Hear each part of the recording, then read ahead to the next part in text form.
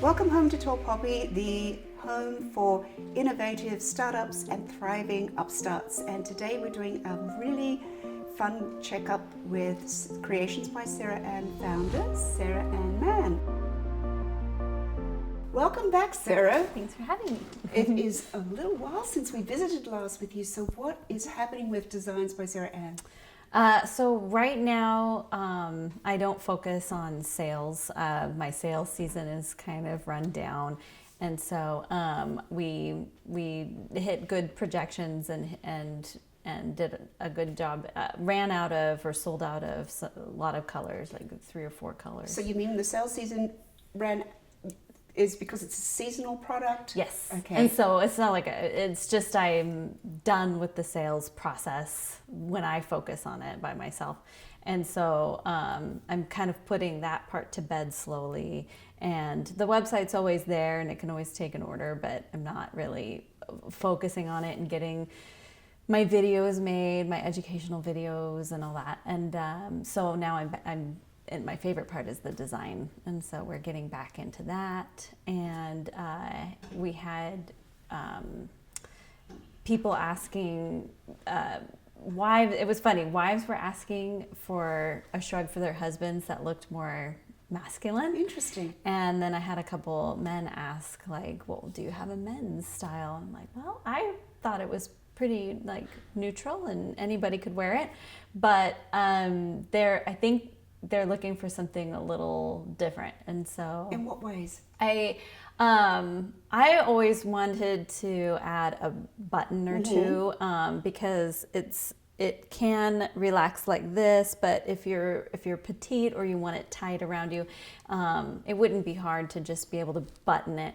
I've used brooches, and I'm my own guinea pig and close friends and family, and so we've all tried brooches, but the fine delicate clasps of brooches seem to entangle with the fibers, which isn't good for the fiber and pulls. Anyways, we've been testing, and I'm working on some designs with buttons, and they're made of coconut, and they'd be dyed to the color of the shrug. So it could contrast, but it might not. So we're still working all that out. So the men that have asked, have they told you what they want in the shrug? No, I think they're a little and they're American men. I've had a few European men that are just like, whatever, I love it, I'll take it. Their mentality is a little different, but the American men, I think they don't. They're even a little cautious to say they want one. But they hint at it like, I'm really cold and that would have been nice. And it's funny, the wives are like, do you have something that's more masculine looking? And I can imagine something bulky, like much more bulky. And then if you had buttons that come down here, it would almost look like a short coat or a short fisherman's jumper, right? Sweater, what you call sweater. Or like someone even said they're kind of like Dickies, those like mock oh yes, turtlenecks. Yes, fur bibs. Yeah, I'm like, well, not quite. Please no. I can imagine something that Grizzly Adams would wear. Right. Something that looks like a bear cloak or something. Like a professor. I'm thinking like it's not a whole cardigan like a professor's cardigan, but something that you can imagine them sitting in a wingback chair with a pipe, in between like the cloak or a chunky scarf. Yeah, something that, but and it's versatile as well. I don't think it'll be used in the same way, and so I've been thinking about that and researching it. My son, who's 17, wears one. He loves it as is, but he wears it all sorts of different ways. And I believe I don't think I put it on the website, but it's on the, I've posted on the Facebook page and Instagram. My friend's son is a male model, and I had him come over and model it, and it looked fine on him. So. Anything would look fine on him. Yeah. And his name is Stas, and he's Russian, and looks like Val Kilmer, and so he wears it really well. But I'm thinking of something for that male demographic. It's a little older, wants a little something that's warm, but a little more masculine. So we're adding buttons this next season, and it was not too hard to source like sustainable buttons. That was really good. And so yeah, we're just in development for the next season. It's pretty fun. That's so fun. So how do you, we were talking before when we visited about you've got a friend who helps you with drafting up the patterns so that they can be replicated. Yeah. Is there any software program that can do that for you? I haven't used any, but I know there are a few. What's funny right now is my friend that was doing that for me is busy, and I'm in much better relationships with, like, we're pretty close. We've been working for 2 years now together, my manufacturer and I, and because they're a small specialized manufacturer, and we've built that trust, now I'm able to just draw something, and they're able to take. And these are the ladies down in Peru. Yes. Yes. So they just see my drawing, and I'll make very detailed notes, and I'll have measurements of things, but it's just a drawing. They're able to whip something up and take pictures of it and be like, is this what you mean? And then I'm able, like, if I really want it, because I have to wire many, and that's always a hit. Like, it's not a hidden expense for me, but it could be if you didn't really think about it, because wiring, I'm looking for technology that's better for wiring. They're not Bitcoin. And that's also something that they want to use. So they're telling me to do Western Union and all that, and I'm like, I hate. And it's, apologies to Western Union. Yeah, I know. I'm not saying I hate but, Western Union, but it does have that inference of dodginess. Right, and I would like it to just not cost. I mean, if they took a Cost a credit huge card, amount, it yes. wouldn't be very bad at all. But they don't take credit cards, and I usually use my Amex or whatever. But not to say. But that's a problem with international trade, or even if when we were having to move funds with Kids Aid down there for buying the bicycles, right. is a challenge that is an opportunity for someone out there to create another vehicle without money laundering, but keeping within the parameters of international trade and banking and regulatory, but to make it just so much easier, because international trade, I mean, free market trade is just, the more that we can do it, the better. Yes. And I that has probably been the most. I had no idea I was going to run into that. I had never really wired money before, and it was scary the first few times, but it was also really expensive. I went with my bank because I trust my bank, and they had a bank, but it was $75 a trade, and when you're sending a few chunks at a time, and I mean, for a boutique designer, it adds up. And that is something that it is a service they're providing, but it's not that much value, because that $75 repeated 5 times is a lot of money that could be paid to getting product and paying people for their services at the other end. Yes. So I think maybe the diplomats out there can also sort of like put pressure on the banks. Yeah. Or I mean, there's got to be. I mean, there's tech out there, but I'm comfortable with trying things. It's my manufacturer needs they need to feel comfortable. They need to feel comfortable too, because it's all built on trust that I've learned, and so I think that's probably the thing that I'm looking to, like, if I could have that piece in place, everything would be so much easier. I heard a rumor that you Creations by Sara Ann, Designs by Sara Ann, is now on Ziggy.com. It is. So what was that experience? That was really nice. I met with Bailey, and it was really exciting to talk to somebody else and have another company have alignment in vision and values as far as where I think the fashion industry is going, where they agree, and they also see that they want to be in the forefront of providing that for people in this country, that it's not just about fast fashion, which is still a really viable, strong avenue right now. Fast fashion is just, buy something inexpensively, wear it 2 to 3 times, and then get rid of it.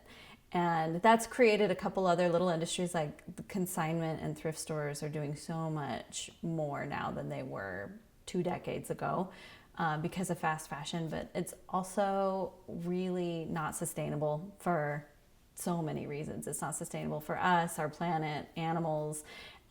It's a very quick burn. And it's not a pretty vision, but I think of it like Ebola. Like Ebola has this really quick burn and it can get through a lot of people really quickly, but then it dies out because it's such a quick burn.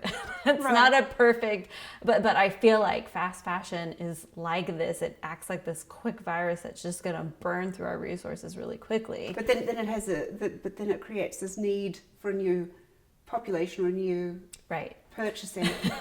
So it's an interesting analogy. It is not perfect, but it's just an analogy that I'm like, oh, it's so. I bet you it will stick. Yeah, fast fashion's Ebola. Ebola fashion. You heard it here. Sorry. So, and as an extension of that, you have like my daughter and her friends would often rent items. Yeah. And then send them back, which is. It's better. It's better, but it's still expensive. Right. But well, if you think of like garments, a garment's lifespan is much shorter than it used to be.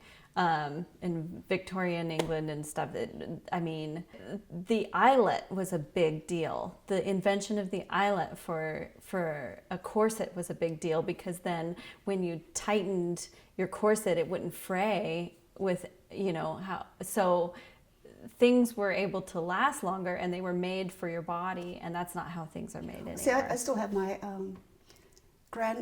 one of my grandfather's tennis shirts from the 1920s, and it was Fuji silk. And throw it in the washing machine because if you treat it well, but it's incredibly tough and durable. And then I've got my father's tweed jacket and a hand knitted jumper that my mum had made for him, and it's as we were talking about before, you're seeing garments become part of your own story that you imbue into that item. Right. And it reminds me of the just a little bit of I read of the Marie Kondo. Yes. Where she says you pick up a garment and it either says something to you or not. And when you're talking about this, it reminds me a little bit of her connection to objects. And it's not saying that we're anthropomizing Shrug, but there is that association, and it can become symbolic, and it has, imbues a lot of meaning attached to it. Not that it creates meaning in itself. It's Well, right. I actually brought her up in a couple of my videos in January where I was like, I read her book a few years ago and redid my whole closet and was like, wow, this really was, I know how to keep my closet pretty organized, but it wasn't about organization. It was about the relationship with the stuff and how when, for me, my clothing, certain pieces, and I have built my closet off of nothing. Like I'm very savvy at finding good pieces for no money, and then I can sell that and make I've built it off of practically nothing, and it's a good little closet. But what I liked learning from her was, does it deserve to take up space there? Does it bring you joy? And then what I find with like the Shrug is it's versatile and it doesn't need to take up a lot of space. And another thing that I thought of was like, as far as natural fibers and things that are good for us, like the silk shirt and these things get better with time, these natural fibers. And so I feel like the things... If they're cared for. If they're cared for. So we would say, and alpaca, for example, it's known not to pill. Well, when you first buy this Shrug, or you buy something made of royal alpaca, baby alpaca, or anything like that, it's going to have these like little people call it pilling, and it does kind of look like it's pilling, but it's just not the same. And if you just kind of pick a couple of those off and get rid of them, they're just the shortest little fibers that were that survived the whole process basically. But short fibers tend to slough off and then go away, and over time you wear it, you wash it, over time it just will not pill or fray or anything like that. It's the same with wool, it's the same with silk. These things don't pill. I mean, well, and it depends on the length of that fiber, whereas with more shorter fibers, they tend to pill really quickly. And if you have like some yoga pants or something and you wear them all the time, and they'll start to pill in areas that get a lot of wear. And so it's just different. And I think people, it's going to take a while to educate, but I think they have an expectation, and they're like, well, I'm only going to be wearing this for so long and I want it to look perfect. And it's like, but if you are investing in a piece that's going to be around for 10 years, or longer. I mean, they can last longer. I don't know. But if you're investing in a piece that you're going to be keeping and it's classic and timeless and you will look good in it no matter what the decade or what the trend, then something that gets better with time and stands the test of time is worth it to me. And so, but back to Marie Kondo, I think that I loved her, you know, if it brings you joy, and then also honoring a piece that doesn't work anymore and saying like, thank you for teaching me this lesson, and now I can go give it to somebody else, however you do that, by donation or whatever. And I really, that helped me let go of some stuff too that I just didn't need. So that triggers in me a question. Is you were talking about buying your pieces are an investment. Mm-hmm. And money is not evil, it is a representation of value. Mm-hmm. So if we're more mindful about investing in not only a garment, but in the experiences and our relationship and our connectivity to it, to be not materialistic as in a Ebola way, right? but in something that's more meaningful. Mm-hmm. So do you think that is the investment really is about mindfully seeing that this is an item of value and of quality for it to be an investment, that we should really change our mindset right to really be more thoughtful about our clothing purchases? Yes. So with fashion, I don't want to say that,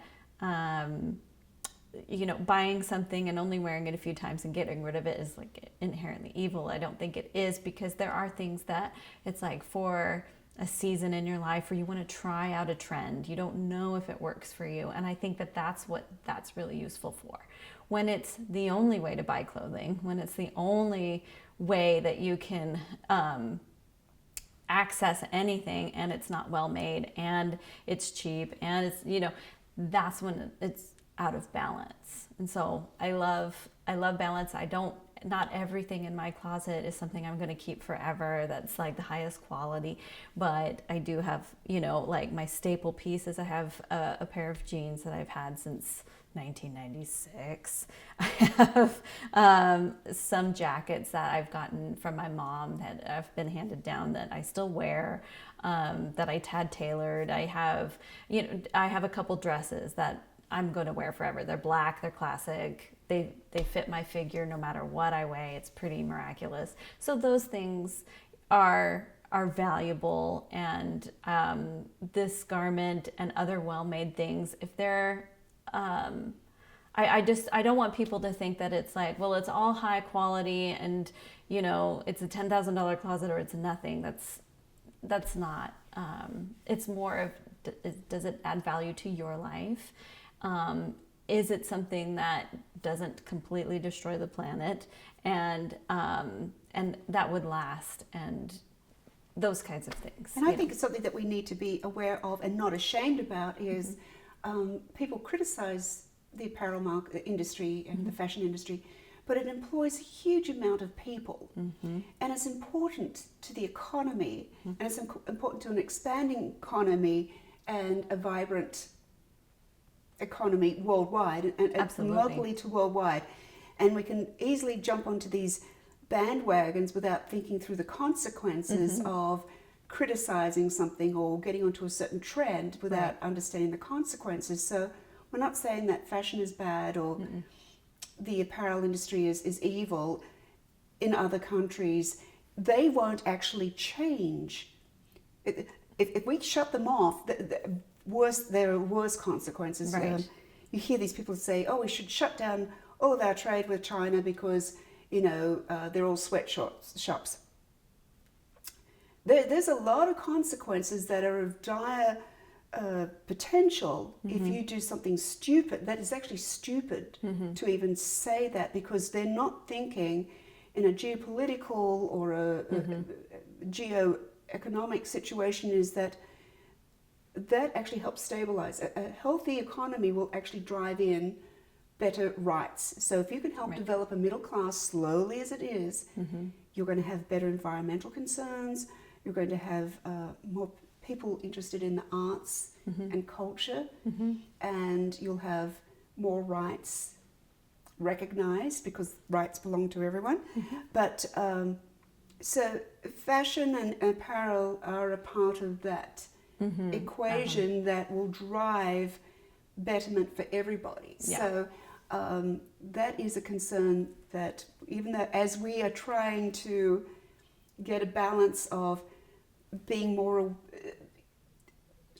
responsible agriculture, using better techniques to help the animals that will help the farmers and be more profitable, is individually driven, and it's not a dictum from governments.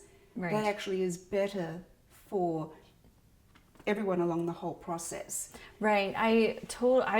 Because of needing to create this and looking at all the countries, because I had known nothing, and so I guess that was a good thing that I didn't know anything, because then I just looked at everything and considered everything and looked at I spoke with a lot of manufacturers in China and Bangladesh and India and all these Eastern countries. I didn't even think of South America until someone had brought it up to me, and I'm so glad they did. She's written a book on like how to survive in the fashion industry, and her name's Frances. She's amazing. And anyways, I think that there's a lot of potential in the fashion and apparel industry for these people and these economies to create a really significant middle class and really help them. There's arguments on like, well, a sweatshop is actually better than like having to sell your body or something like that. And while that is true, and it does take a long time, they still need to have buildings that don't fall down on them, and they still need to be paid fair wages, and they still need to be... So do you think that, you've got these people who go out there, making big noises, but really not functionally doing anything about it? It takes a lot of individuals saying, where is this coming from? And they're not just believing, oh, yeah, it's fine, okay. Right. Oh, it's fair trade. How do you know it's fair trade? Right. Really trying to legitimize themselves, their choices. And I think that advocacy, because the free market, if you don't provide what I want, I'll go elsewhere. So, there are opportunities in these countries to pay their people well, to,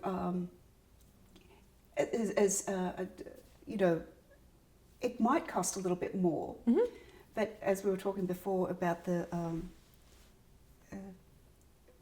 home brewers, the craft brewers, everyone, in the big companies was saying, well, no one's going to pay $5+ a glass of beer for quality, ha ha ha. Yes, they do. 10 years later, there was this massive transformation. So if there is a drive, not only just for higher prices, a higher price doesn't mean to say that there isn't a sweatshop at the end. Right. But I think that people need to be a little bit more invested in the story of their garments. Well, there's that, and then there needs to be transparency. I think if a company is a little bit more transparent because they're proud of what it took to deliver this garment to the market. And make it part of their... Absolutely. And I think that is going to, there's going to be a tipping point. I absolutely believe there will be a tipping point where an unsustainable industry will become a sustainable one because it must. I just believe that, especially with the apparel industry. Well, do you think that part of it is that a lot of people who maybe start apparel companies or entities in this country and in other countries have a short-term vision in that they're trying to grasp as much of the profit for themselves, and they don't realize that if they actually pay their workers well, create a great environment, they're creating better products, and they actually will have a lot more profit in the long run. So capitalism isn't bad, it's how you deploy your concept of capitalism. Right. It's like... and a lot of these countries are not capitalist. Right. So, right. hello, capitalism does work when it's allowed to work. Right. Openly and freely. If it's not stamped out. Interfered with, yeah. Right. Because that's when corruption happens. And heavy regulations and things like that. And some of them are to help people, but they come at such a late time. Like in Victorian England, I mean, they were putting, green was a really popular color. And so they were putting it in all the wallpaper. And what did they use to make the green? Arsenic. And the fumes were killing people. And the government didn't change the law to say you couldn't take arsenic out, that you must take arsenic out of the wallpaper. It was the company saying, people don't want to buy our wallpaper anymore. We're going to just advertise that there is no arsenic. We're not going to put arsenic in it anymore. Boom. And that happened like a decade or so before the government was like, now it's illegal. That's an interesting point, because all the drugs that have been banned by the FDA were originally approved by the FDA. So people look at intention and go, oh, that's so fantastic, but they don't look at consequence regarding governments. Right.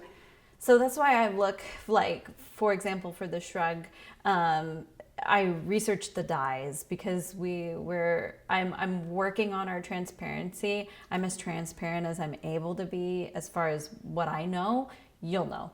And I'm learning everything I can on like what dye was this. And a manufacturer may or may not be really upfront with me. So I have two,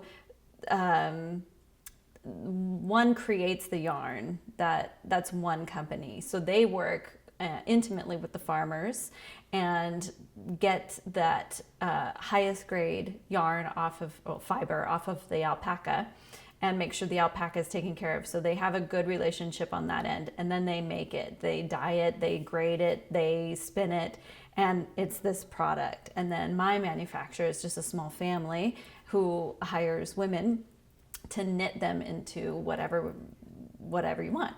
So and who does the dyeing? Inca Tops is the company. So that they're the ones that actually source the fiber and then they dye it. They're not a massive organization, so it's actually, do you think it's easier for you to have that quality control regarding the dye? Well, I've talked to them about that, and it took a couple back and forths before they were like, this is what we do for our dye. And they just said, well, it's the first time they sent something that was pretty dry, and it was like, well, it's approved by the EU. I'm like, okay, well, what is approved? What does that mean?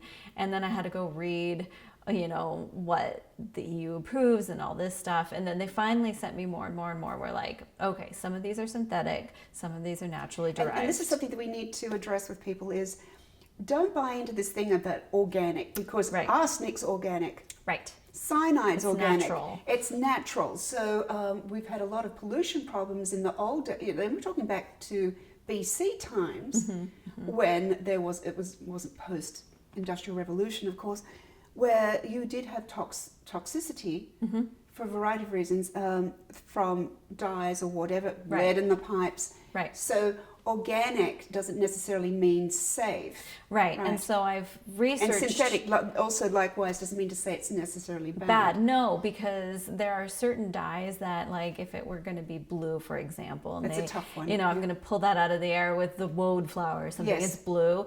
But how does it fix? Because woad is hard to fix. And they're going to like. So woad is it's a little plant.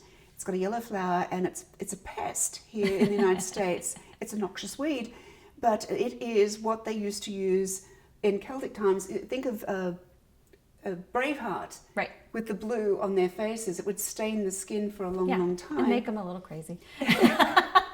But it wouldn't stick in the fabric for a long time. But say for example, we were going to use the flower and that dye. Well, now you're going to have to create a farm out of that, and they're going to do it for efficiency. They're not going to do it because that's where that plant wants to live, or they're not going to, and then they're going to have to put pesticides on it to yield the best crop, and then yada yada yada yada. And so it was like, well, certain synthetic dyes are made really responsibly, and they're not bad for the body. They're not leaching out, and so I had to research a lot of different things where it's like, oh, this dye, this dye, this dye. Okay, great, you're using these. These are good. These are responsible. Are they perfect? No, but I don't think there's a perfect solution yet. I think that that tipping point hasn't happened. When the tipping point happens, suddenly there will be new technologies. There will be new sustainable ways of creating these things. And new technologies always bring new problems. Oh, absolutely. Whenever there's been an advancement. and you can even you think of glass, of windows. Mm-hmm. Well, the birds fly into it, even just the manufacturing process. But so everything, every advancement, there's always a consequence. Yes. And I'm not looking for I would love it to be where my main priority is to serve customers and then make sure that the humans, the animals, and the planet had a fair treatment. And I love how that you're driving good agricultural practices. I'm trying. Yes.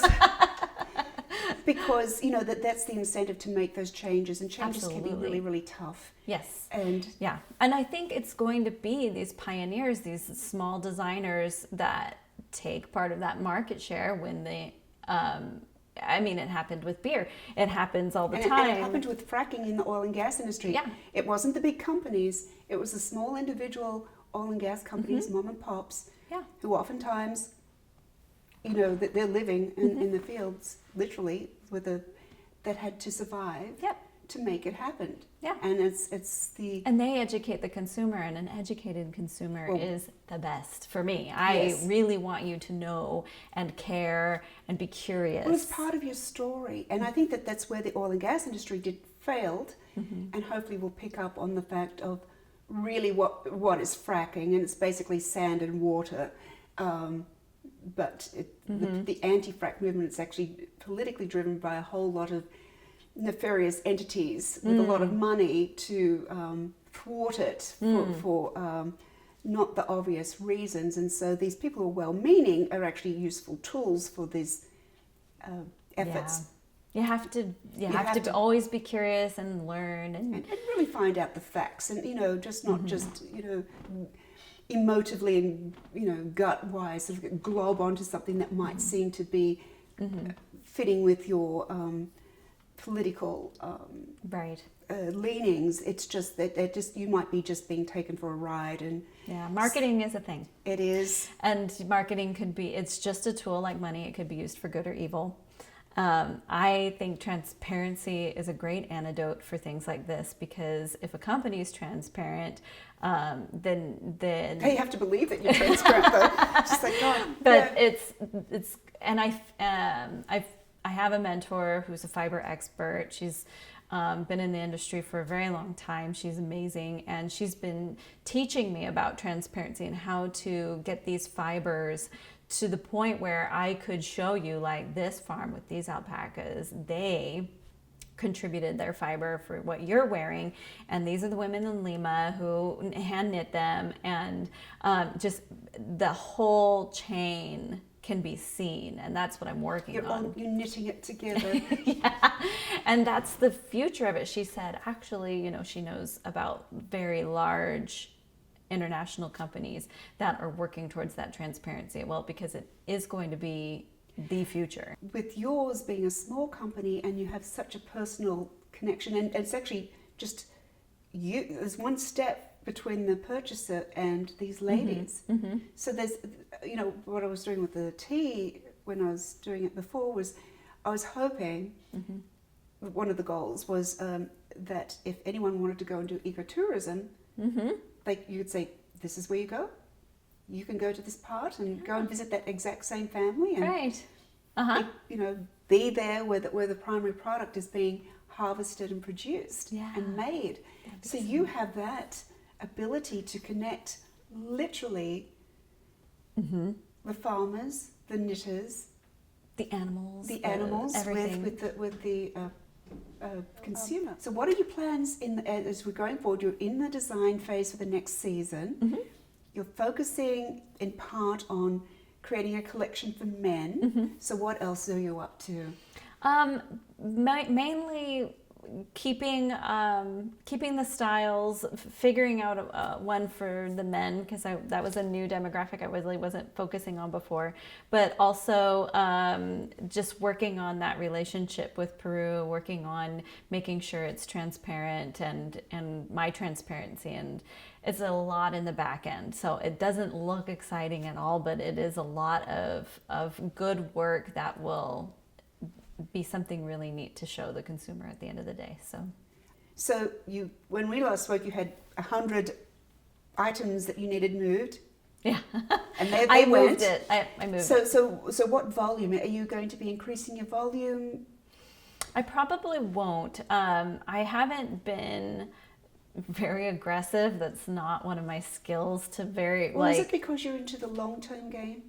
Partly, yeah. I had not borrowed anything to create this line, and I've studied that a lot of budding designers can go under because they create this big, huge thing that's really hard to sell, and then they have to go back. So I am purposefully staying little. I have a couple of bigger goals on getting it out there, but they will take time. Can you share those goals? Well, I would like to be on Oprah's Favorite Things. Okay. Because that'll, I mean, it's not like guaranteed sales or anything, but if somebody with that kind of... Well, Kanye or Justin Bieber, if they wore your outfit, that would be, somebody fairly big too. Yeah, if they appreciated it, that would be wonderful. Yeah. Yes.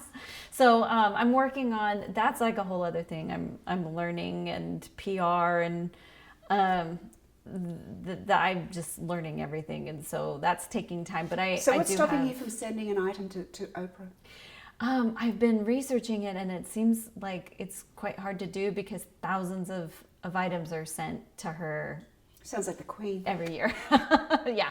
If you want to get on that Christmas list, her favorite things list or something like that, you have to send, and I'm learning about it. It's like anything else. If you just like, boom, send something without the story and without intention, it doesn't really like, send it's it a with thing. An alpaca. Yeah. We've got 2 that you can borrow. Yeah, that would be awesome. It'd be hard to ship, or expensive at least. Be a long trek. Yeah. But there's a story to cut. Right. We're going to take these 2 alpaca and walk across America with some shrubs. Oprah, look at these alpacas. Yeah, they are adorable though. I love those animals, and so I'm working on that, and just that business back end and keeping it little and raising my son and all that. One thing I love about how you're doing your journey is that you do have the long goal. Mm-hmm. You're in control of it. You're content and happy with it. You're not being impatient. Mm-hmm. And I think that a lot of people, don't we all?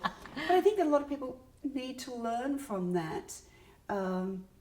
It doesn't always have to be this wham, bam, thank you, ma'am type of business. If you want to talk about Ebola, we're going to sort of go with that analogy. It is this, you're nurturing it. Mm-hmm. And it's like raising a child in a way, is that it's not going to grow up overnight, and you can't expect it to do brain surgery by 2. And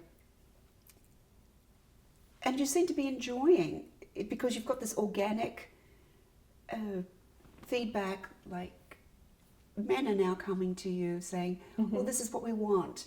And I think that it is an unusual item in some ways, and as people become very comfortable with it, it is, growing on them. Yeah. Almost like the shrug itself. It sits well with them.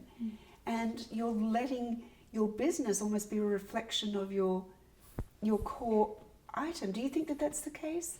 I am trying. Yeah, I hope so. Are you doing this on purpose like that?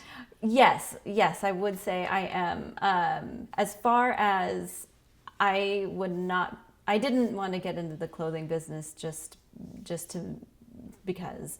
And I many times was saying to my husband, Russell, like, I am not going to get this made if it's not made the way I want it to be made.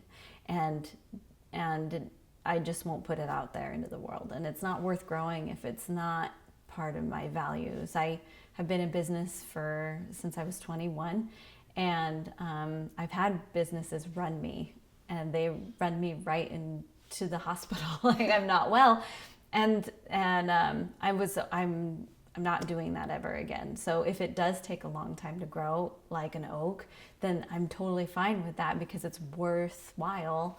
And it allows your suppliers of the wool or the fibers to grow accordingly with you too, because if there becomes this huge surge and huge demand, where do you source with that confidence as you would now? Right. I hope that with the alpaca industry, with the people growing the alpaca, it's such an incredible fiber because, for example, for one cashmere goat can make like not even one whole sweater. And one alpaca can make 4 sweaters easily, and a sweater much bigger than something like this. And so I think the animal has built-in sustainability as far as if this gets more and more and more popular and people realize how incredible this fiber is and other designers start using it more and more. And I have seen it out there. I was so surprised. Somebody was wearing an alpaca sweater the other day that they got at a pretty typical place. So I was really surprised. And so I think it's going to happen.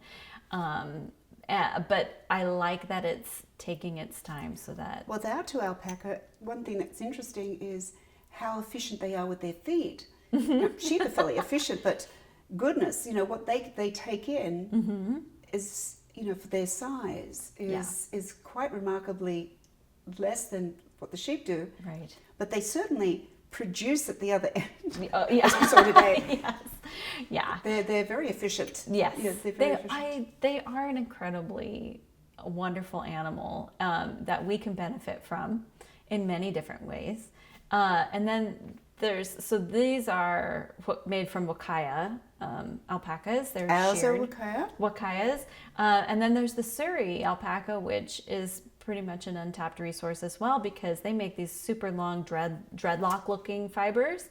And I've been learning that... well, they're difficult. Our fiber processing place tells us how difficult they are because they get bound up in the machinery. They're very fine. Very long and very fine, and they're slippery, and it's hard to blend them with other fibers. Right, and I think that's a technology issue because... It's a technology challenge. Yes, because... The other thing is that Surrey fibers are the only other natural fiber that has the same properties as silk on the planet. That's incredible to me because silk has... What about stinging nettle? It was my understanding that in Europe before silk came from China, which I think would have been about the 15, 1600s, is prior to that you see these images of women in medieval times with their gossamer veils and very fine. They were actually made, as my understanding, was made out of the long fibers of stinging nettle, which apparently was very glossy and very shiny and very lustrous, very, very long fibers, similar to flax. And of course, you can imagine stinging nettle is not the easiest thing to process and deal with. Mm-hmm. And so that when silk came in, it was easier Mm-hmm. to import. Mm-hmm. And of course, you had that, luxury of it being imported. But I'm curious whether or not stinging nettle has. Oh, I don't know. We'll have to look into Yeah, I'll have to look into that. I know with the silk industry right now, depends on how far you want to go. There are people that don't like how it's made because these caterpillars are boiled, alive. Alive. However, silk has been around for so many generations that caterpillar has been almost genetically modified because of so long that it can't survive on its own without humans anyways. Like it doesn't have eyes. They have to be fed mulberry and right. They're not even like a natural caterpillar anymore. That doesn't mean it doesn't matter. I think nowadays they sometimes gas them. Mm-hmm. So and the ones CO2 I've seen, they still boil them. Well, that they boil them, but I think that they kill them now with gas. With so that they in a nice way. Oh, okay. So I've heard that. I hadn't heard that one. But so, anyhow, it can't survive on it's not a natural caterpillar anymore. Like it's not like the caterpillars you see outside in the spring. It's a bar. It's been modified by man. Yeah. It's a bar of a caterpillar. Right. To the point where it's pointless without us. Like it can't survive without us. And sounds like corn. If we disappear, it will disappear too. So it's interesting. It's an interesting conversation to have. Yeah. But alpacas are quite cute. Yes, and they're good. They're not going anywhere. And they can survive without us just fine if that's an issue. So as we go forward in the next, as you're heading up to the next season, as you're developing your next season, what do you want and what do you need? I could say this two different ways. I either need to gain the skill to get it out there, to get the knowledge out there of the shrugs. I need to either gain that skill or I need someone to help me with that has that skill already. So that's marketing? Marketing, yeah. It's just something that's not my skill set and I don't even enjoy it. Like I enjoyed talking to people about it, but the like coldness of social media where I'm not in a room with somebody is really hard for me. I think it's just how I'm built. I love human interaction within a room and the screen is just so hard for me. And that's the modern way of reaching people. And so I'm struggling with that. So that skill set or someone with that skill set would be wonderful. What do I want? I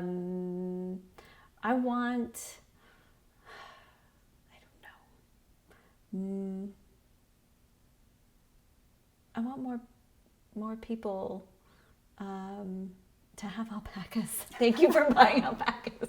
I really do. They're so wonderful. They're going to change I think single-handedly almost that animal's going to change. How did you describe them today? Modest. They are modest because they're just, they're not, when you go visit alpacas that aren't yours, they have a relationship with their owner, but when you just go see them, they're like, oh, I don't know. They're very like prim and modest and they have beautiful boundaries. coats. They have boundaries.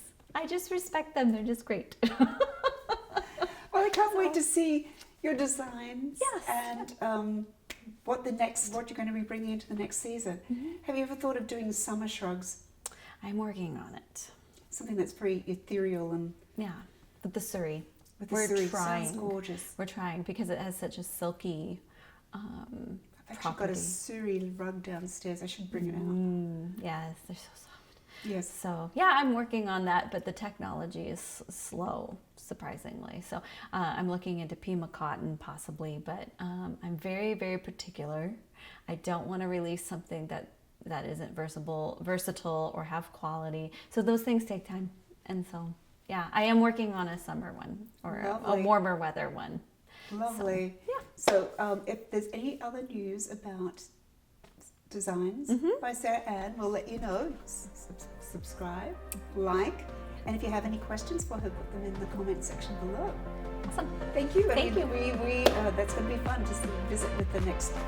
Will you come to us and sort of display? Sure, That'd be absolutely. fantastic. We'll see it here Little fashion first. show. Little fashion show.